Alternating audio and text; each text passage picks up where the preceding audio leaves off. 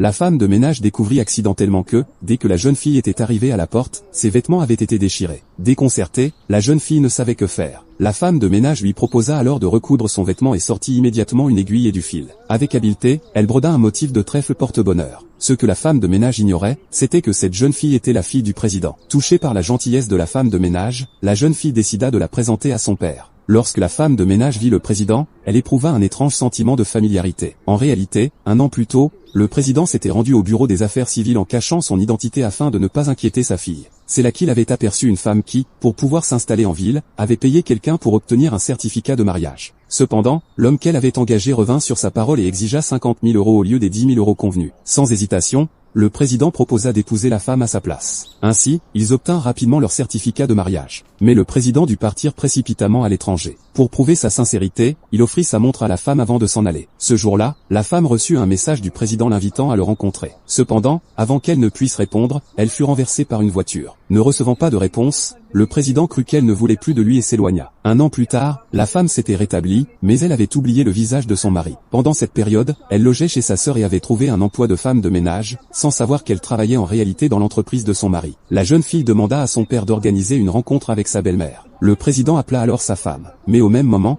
son supérieur la surprit et l'humilia, la traitant de paysanne et menaçant de lui retirer la moitié de son salaire. Le président arriva alors sur place, réprimanda le supérieur pour son comportement injuste et le licencia immédiatement. La femme lui en fut très reconnaissante. L'assistant du président annonça que tout était prêt pour la rencontre avec madame. La femme fut stupéfaite d'apprendre que le président était marié. Peu après, elle reçut un appel du président l'invitant à le voir ce jour-là. Troublée, elle trouva la voix familière. À ce moment-là, le mari de sa sœur l'appela pour dîner, et le président, ayant entendu cela, crut à tort que sa femme vivait avec un autre homme. Furieux, il raccrocha. La femme, perplexe, reçut ensuite un message lui annonçant que la rencontre était annulée. Elle ne s'en soucia pas plus que cela. Un jour, elle apprit par hasard que c'était l'anniversaire de son petit-fils. Ravie, elle se précipita avec un cadeau. En voyant l'enfant, elle était aux anges, mais son fils l'interpella. Elle expliqua qu'elle était venue offrir un présent à son petit-fils, mais sa belle-fille la repoussa violemment, la méprisant en raison de son statut social et lui interdisant de toucher l'enfant. La mère de sa belle-fille l'humilia également, l'accusant de vouloir profiter de leur famille.